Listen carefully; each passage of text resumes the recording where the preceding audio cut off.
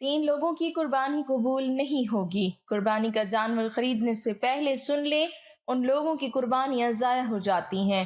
قربانی کے 3 مسائل ہیں اور ان 3 مسائل کو نہ جاننے کی وجہ سے ان کی قربانی ضائع ہو جاتی ہے۔ بسم اللہ الرحمن الرحیم۔ عید الاضحیٰ کی آمد ہے۔ ہر سال اس موقع پر قربانی کے جانوروں کی بہار آتی ہے۔ ہر گھر میں اسی بات کا تذکرہ ہوتا ہے کہ گائے خریدی جائے، بکرا لیا جائے یا کہیں حصہ لیا جائے۔ جہاں قربانی کے جانور آ جاتے ہیں وہاں لوگ ایک دوسرے کے ساتھ موازنہ کرتے ہیں کہ کس کا جانور زیادہ اچھا اور قیمتی ہے۔ جو لوگ مہنگے جانور خرید کر لاتے ہیں وہ بڑے فخر سے اپنے جانوروں کی نمائش کرتے ہیں، جبکہ کمزور جانوروں کے مالک ان کی قیمت زیادہ بتا کر اپنا بھرم رکھتے ہیں۔ غرض مقابلہ بازی کی ایک فضا ہر جگہ طاری ہو جاتی ہے۔ جو لوگ قربانی کی استطاعت نہیں رکھتے ان کا غم صرف اتنا ہوتا ہے کہ وہ اس مقابلے سے کیوں باہر ہیں، یا پھر یہ کہ اس موقع پر گوشت کی خود کفالت میں وہ دوسروں کے محتاج ہوں گے۔ جانوروں کی خریداری کے بعد گھر کے مردوں کی اگلی فکر کسائی کی تلاش اور قربانی کے دن اس کی دستیابی کو یقینی بنانا ہوتا ہے، جبکہ خواتین کے سامنے قربانی کے بعد گوشت کی جمع، تقسیم اور پھر اس کے پکانے کے تھکا دینے والے مراحل ہوتے ہیں۔ بچے جانوروں کو گھمانے اور کھلانے پلانے میں مگن رہتے ہیں۔ ان کے اس شوق کا منتہائے کمال عید کے دن ذبح ہوتے ہی جانوروں کا نظارہ ہے۔ غرض یہ کہ عید الاضحیٰ کے موقع پر دین اسلام کی یہ عظیم عبادت لوگوں میں اگر کسی پہلو سے اہم ہے تو وہ محض جانور اور ان کے گوشت کے حوالے سے ہے۔ دین کے حوالے سے اگر کوئی چیز زیر بحث آتی ہے تو وہ قربانی کی عبادت کا تاریخی پس منظر اور ان کے فقہی مسائل ہیں۔ دین اسلام میں قربانی کی حیثیت ایک عبادت کی ہے اور دین خداوندی میں عبادات کی حقیقت یہ ہے کہ ان کے ذریعے سے بندہ اپنے پروردگار کے ساتھ اپنے تعلق کی یاد دہانی حاصل کرتا ہے۔ چنانچہ قربانی کی یہ عبادت بندہ اور اس کے رب کے درمیان تعلق کا وہ مظہر ہے جسے سر عنوان بنا کر وہ اپنے مالک کی خدمت میں اپنا یہ پیام بندگی بھیجتا ہے: اے پروردگار، آج میں ایک جانور تیرے نام پر ذبح کر رہا ہوں، اگر تیرا حکم ہوا تو میں اپنی جان بھی اسی طرح تیرے حضور میں پیش کر دوں گا۔ دراصل اس دنیا میں بدنی اور مالی عبادات کے مواقع نماز و انفاق وغیرہ کی صورت میں کثرت سے سامنے آتے رہتے ہیں، جن سے ہم اپنے پروردگار کے ساتھ اپنے تعلق کی یاد دہانی حاصل کرتے اور اسے زندہ کرتے ہیں۔ تاہم خدا کے لیے جان دے دینا اسلام یعنی اپنے آپ کو خدا کے حوالے کر دینے کا سب سے بلند مقام ہے اور اس کے مواقع شاذ ہی زندگی میں آتے ہیں۔ اس لیے قربانی کی یہ عبادت اس کے علامت اظہار کے طور پر مقرر کی گئی ہے۔ گویا ایک بندہ مومن اس عظیم عبادت کے ذریعے سے اپنے رب کے سامنے یہ اقرار کرتا ہے کہ میری نماز، میری قربانی، میرا جینا، میرا مرنا سب تیرے لیے ہے۔ ارشاد باری تعالیٰ ہے: اور ہم نے ہر امت کے لیے قربانی مشروع کی ہے تاکہ اللہ نے ان کو جو چوپائے بخشے ہیں ان پر وہ ذبح کرتے ہوئے اس کا نام لیں۔ بس تمہارا معبود ایک ہی ہے، چنانچہ تم اپنے آپ کو اسی کے حوالے کر دو اور خوشخبری دو ان لوگوں کو جن کے دل خدا کے آگے جھکے ہوئے ہیں۔ یہ آیت بتاتی ہے کہ قربانی کی عبادت اپنی جان کو اپنے معبود کی نذر کر دینے کا علامت اظہار ہے۔ اس کے ذریعے سے بندہ اپنے وجود کو آخری درجے میں اپنے آقا کے حوالے کرنے کا اعلان کرتا ہے۔ بندہ مومن کے یہ جذبات اس کے مالک تک پہنچ جاتے ہیں، جس کے جواب میں اللہ تعالیٰ اپنے بندے کو ابدی رحمتوں کے لیے چن لیتا ہے۔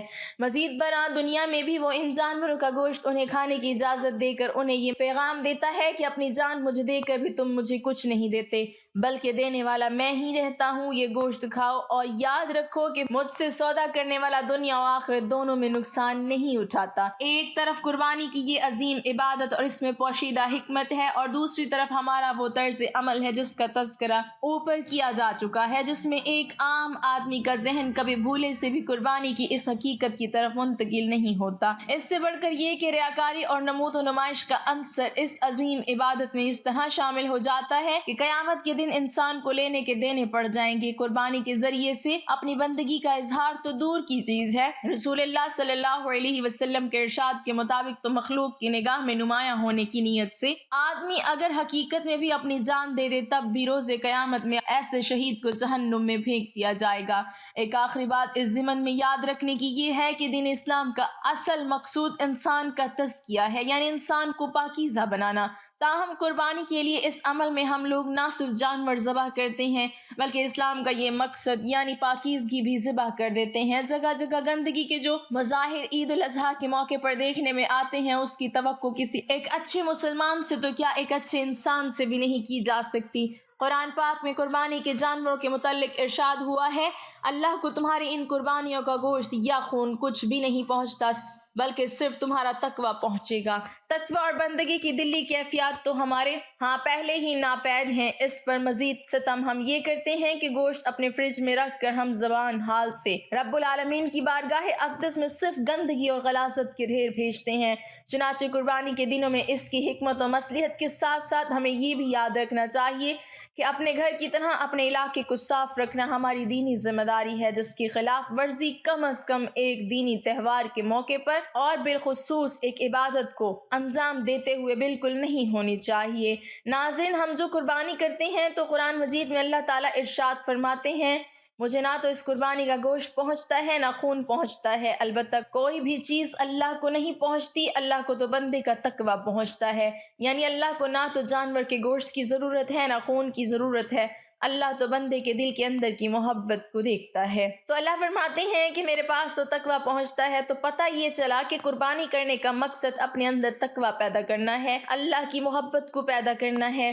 ناظرین، زندگی کے حالات ہمیشہ ایک سے نہیں ہوتے۔ ہمارے معاشرے میں ہوتا یہ ہے کہ ہمارے گھر میں بڑی زبردست طریقے سے قربانی ہوتی آ رہی ہے، اب حالات جب خراب ہو گئی تو شرم آتی ہے کہ اب اگر قربانی نہ ہوئی تو لوگ کیا کہیں گے، یا قربانی کا جانور ہلکا آ گیا تو لوگ کیا کہیں گے۔ پھر لوگ یہ کرتے ہیں کہ پہلے گھر میں دو بھائی الگ الگ قربانی کرتے تھے، لیکن اب حالات خراب ہیں تو دونوں بھائی مل کر ایک قربانی کرتے ہیں۔ وہ یہ سوچتے ہیں کہ دو کی جگہ ایک بکرا لے آؤ، لیکن زبردست ہونا چاہیے، کم از کم یہ تو ہو جائے گا کہ بکرا ہمارا بہت بھاری تھا۔ گویا کہ لوگوں کے ذہن میں یہ بات لگ جاتی ہے کہ میرا بکرا سب سے اچھا ہونا چاہیے، اور اگر کسی کا جانور کم وزن کا ہو تو لوگ کہتے ہیں کہ یہ کیا اٹھا لائے، اس کا وزن کم ہے، یہ خوبصورت نہیں۔ وہ اپنی چھوڑ کر دوسروں پر تنقید کرنا شروع کر دیتے ہیں۔ کہیں کوئی بچہ اپنے والد سے شکایت کر رہا ہوتا ہے کہ میرا دوستوں میں مذاق اڑ رہا ہے کہ کیسا جانور آپ نے خریدا ہے۔ ان سب باتوں کا مقصد یہ ہے کہ ایک مقابلہ ہو جاتا ہے، ہم قربانی نہیں مقابلہ کرتے ہیں کہ کس کا جانور کتنے وزن کا ہے، کس کا خوبصورت ہے، کس کا زیادہ مہنگا ہے۔ تو قربانی کہیں نہ کہیں ہمارے لیے ایک دکھاوے کا ذریعہ بن جاتی ہے۔ ہمیں صرف یہ سمجھنے کی ضرورت ہے کہ قربانی کا جو اصل مقصد ہے وہ اللہ کی رضا ہے۔ آپ جس حیثیت کے مالک ہو، اس حیثیت کی قربانی دو،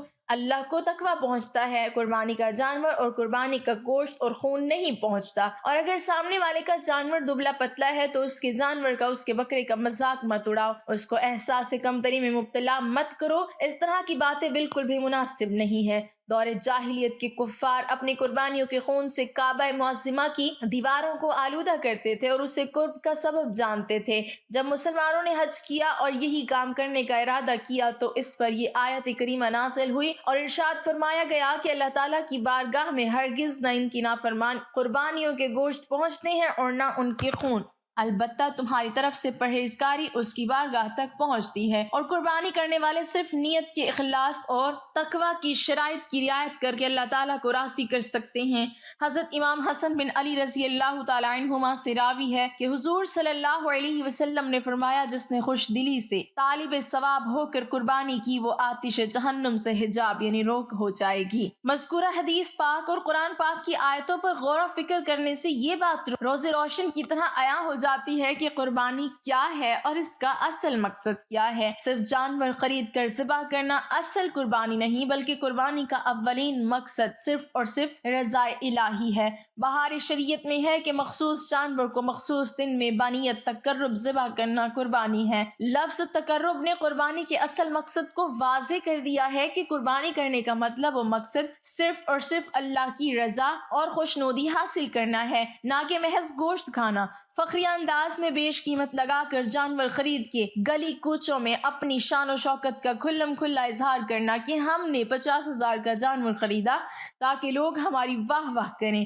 یاد رکھیں، آپ نے 50,000 تو کیا 50 لاکھ کا بھی جانور خرید لیا، مگر اس میں تقرب اور رضا الہی شامل نہیں، بلکہ صرف یک گونا شہرت کمانے کی خاطر ایسا کیا تو یہ رب کی بارگاہ میں قابل قبول نہیں، بلکہ اس 50,000 اور لاکھ سے زیادہ 5,000 کا ہی جانور زیادہ اہمیت رکھتا ہے جسے خلوص کے ساتھ اپنے رب کی خوشنودی حاصل کے لیے قربان کیا گیا ہو۔ یہی وجہ ہے کہ فقہائے کرام نے فرمایا حصے داروں میں سے کسی ایک کی بھی نیت اگر گوشت کھانے کی ہو اور تقرب نہ پایا گیا تو نہ صرف اس کی قربانی بلکہ جتنے لوگ شریک ہیں کسی کی بھی قربانی ادا نہ ہوگی۔ اس لیے جانور خریدنے سے لے کر اس کے اختتام تک کبھی بھی ہم کو رضا الہی کا دامن نہیں چھوڑنا چاہیے اور ہر فعل میں ہماری نیت صرف تقرب الہی ہی ہونی چاہیے۔ اور یہی ہماری غلطی ہے کہ ہم قربانی میں دکھاوا کرتے ہیں اور یہی وجہ ہماری قربانی میں خلل ڈالتی ہے جس کی وجہ سے ہمیں ثواب کی جگہ گناہ مل جاتا ہے۔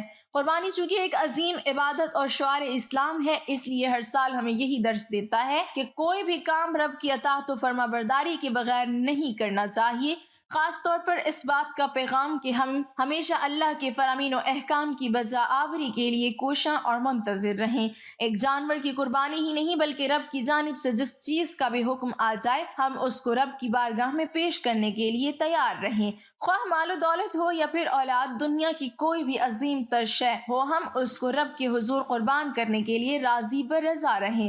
جیسے کہ اللہ کی خلیل حضرت ابراہیم علیہ السلام نے نہ صرف اپنی دولت و ثروت کو رب کی بارگاہ میں لٹایا بلکہ اپنی لخت جگر، نور نظر، جگر پارا، فرزند ارجمند حضرت اسماعیل علیہ السلام کی قربانی تک بھی پیش کر دی اور اپنے رب کی رضا حاصل کرنے میں کامیاب ہو گئے۔ قربانی دین اسلام کی اہم ترین عبادت ہے۔ اس ماہ مبارک میں لاکھوں مسلمان اس فریضے کو انجام دیتے ہیں اور ابراہیم علیہ السلام کی سنت پر عمل کرتے ہوئے لاکھوں جانور اللہ کی رضا کی خاطر ذبح کیے جاتے ہیں۔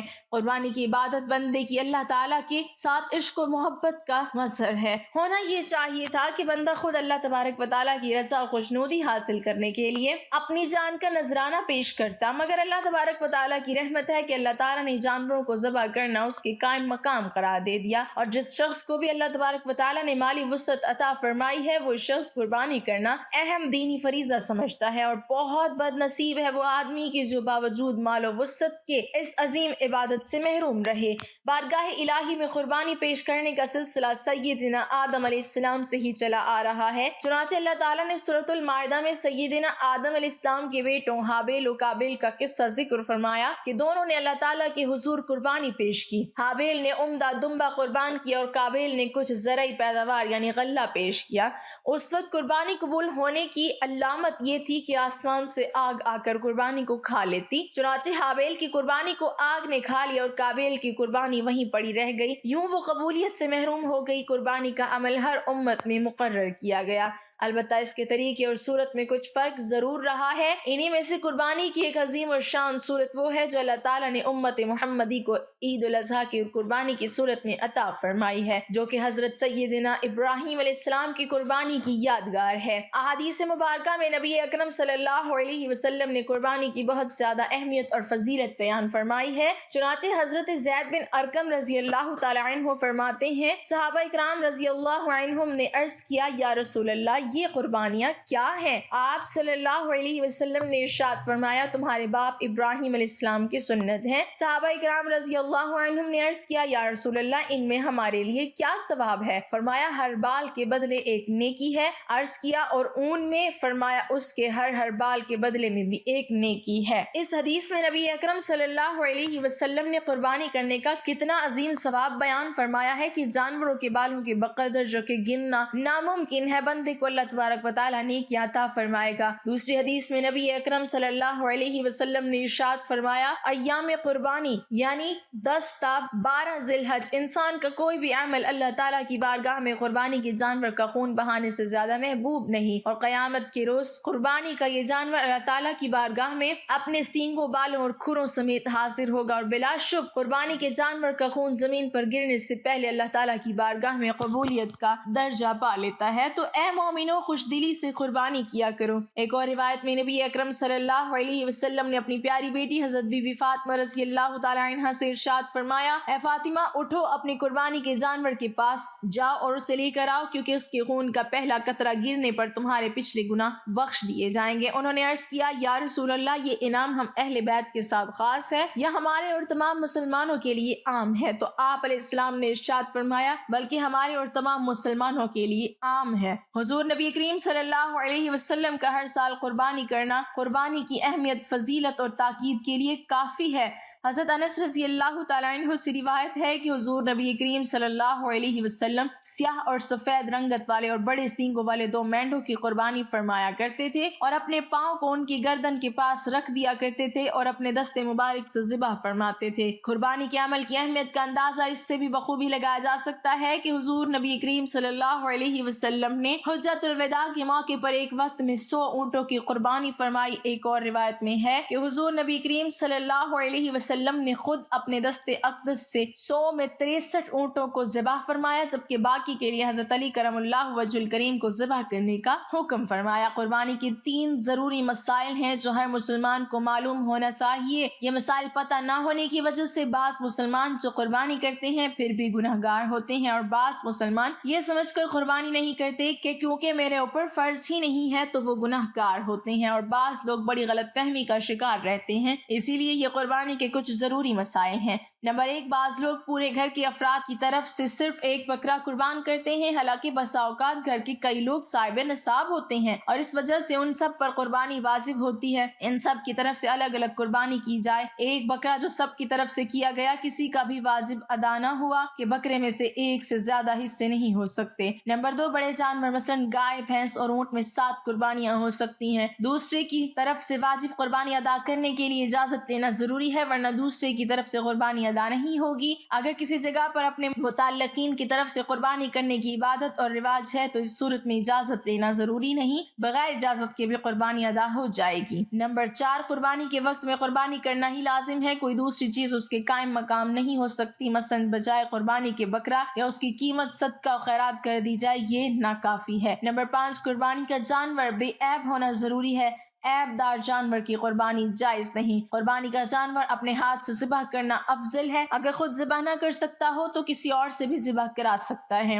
بعض لوگ قصاب سے ذبح کرواتے وقت ابتدا خود بھی چھری پر ہاتھ رکھ لیا کرتے ہیں۔ ایسے لوگوں کے لیے یہ ضروری ہے کہ قصاب اور قربانی والے دونوں مستقل طور پر تکبیر پڑھیں۔ اگر دونوں میں سے ایک نے نہ پڑھی تو قربانی صحیح نہ ہوگی۔ قربانی کا جانور ذبح کرتے وقت زبان سے نیت پڑھنا ضروری نہیں، دل میں بھی پڑھ سکتا ہے۔ اگر قربانی کا جانور اس نیت سے خریدا کہ بعد میں کوئی مل گیا تو شریک کر لوں گا، اور بعد میں کسی اور کو قربانی یا عقیقہ کی نیت سے شریک کیا تو قربانی درست ہے۔ اور اگر خریدتے وقت کسی اور کو شریک کرنے کی نیت نہ تھی بلکہ پورا جانور اپنی طرف سے قربانی کرنے کی نیت سے خریدا تھا، تو اب اگر شریک کرنے والا غریب ہے تو کسی اور کو شریک نہیں کر سکتا۔ اگر مالدار ہے تو شریک کر سکتا ہے، البتہ بہتر نہیں۔ ایک جانور قربانی کرنے کے لیے خریدا، اگر اس کے بدلے دوسرا جانور دینا چاہے تو جائز ہے، مگر یہ لحاظ رکھنا ضروری ہے کہ دوسرا جانور کم از کم اسی قیمت کا ہو۔ اگر اس سے کم قیمت کا ہو تو زائد رقم اپنے پاس رکھنا جائز نہیں بلکہ صدقہ کرنا ضروری ہے۔ ہاں، اگر زبانی طور پر جانور کو متعین نہ کیا ہو بلکہ یہ ارادہ کیا ہو کہ اگر اچھی قیمت میں فروخت ہو رہا ہو تو فروخت کر دیں گے، اس صورت میں اصل قیمت سے زائد رقم اپنے پاس رکھنے میں کوئی حرج نہیں۔ آج کل کچھ لوگ اور بے دین لوگ قربانی پر اعتراض کرتے ہیں اور کہتے ہیں کہ قربانی کرنا پیسے اور وقت کا ضیاع ہے، حالانکہ ان کی یہ بات شرعاً عقلاً قابل قبول نہیں، اس لیے کہ اگر قربانی کرنا پیسے اور وقت کا ضیاع ہوتا نبی کریم صلی اللہ علیہ وسلم کی طرف سے قربانی کرنے کی اتنی زیادہ تاکید وارد نہ ہوتی۔ خود نبی اکرم صلی اللہ علیہ وسلم کے قول اور عمل سے یہ بات ثابت ہے کہ قربانی کرنا اللہ تبارک و تعالیٰ کی رضا اور خوشنودی کا باعث ہے، اور اس کے ساتھ ساتھ اللہ تبارک و تعالیٰ کے ساتھ عشق و محبت کا اظہار بھی ہے اور مومن بندے کی مغفرت کا باعث بھی ہے۔ اس لیے ایسے لوگوں کی باتوں کی طرف التفات نہیں کرنا چاہیے۔ اللہ تعالیٰ ہم سب کو اپنی رضا حاصل کرنے اور عمل خیر کی توفیق عطا فرمائے۔ اللہ تبارک و تعالیٰ تمام مسلمانوں کی قربانیوں کو اپنی بارگاہ میں شرف قبولیت عطا فرمائے، آمین۔ ناظرین، کمنٹ باکس میں اللہ تعالیٰ کے 99 ناموں میں سے ایک نام ضرور ٹائپ کریں۔